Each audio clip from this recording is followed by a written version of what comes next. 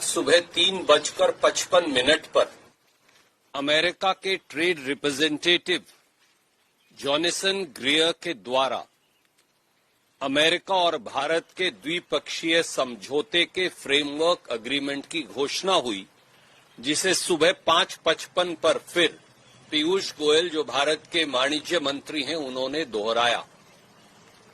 जो पिछले कई दिनों से चर्चा में था, वो अब इस फ्रेमवर्क एग्रीमेंट से साबित और सबूत हो गया। हिंदुस्तान के 72 करोड़ किसानों के पेट पर लात मारी गई है।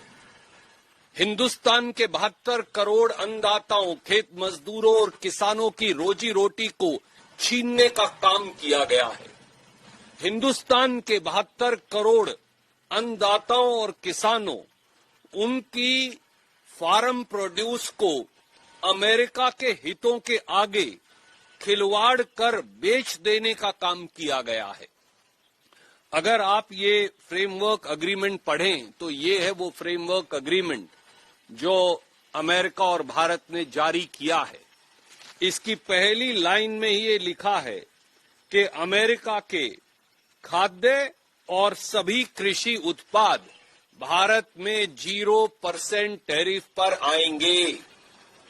दूसरा तथ्य ये लिखा है कि अमेरिका का मक्का, जिसको अंग्रेजी में ड्राई डिस्टिलर ग्रेन कहते हैं, अमेरिका का सोयाबीन, अमेरिका का ज्वार जिसे हम कहते हैं, जिसे अंग्रेजी में सोरगम कहते हैं, अमेरिका का अखरोट, बादाम, पिस्ता, अमेरिका के फ्रेश फल यानी सेब, संतरा, सब कुछ, अमेरिका के प्रोसेस्ड फल और बाकी के एग्रीकल्चरल प्रोडक्ट्स जो हैं, एडिशनल प्रोडक्ट्स, एग्रीकल्चर प्रोडक्ट्स नहीं है, वो सब हिंदुस्तान में आएंगे। पहले से ही हम 334 मिलियन कपास अमेरिका से आयात कर रहे हैं, जिसकी वजह से हिंदुस्तान के बाजार में कपास पैदा करने वाले किसान के भाव औंधे मुंह गिर गए हैं। तो अब मक्का अमेरिका से आएगा, कपास अमेरिका से आएगी, ज्वार अमेरिका से आएगा, फल अमेरिका से आएंगे, प्रोसेस्ड फ्रूट अमेरिका से आएंगे, सोयाबीन अमेरिका से आएगा।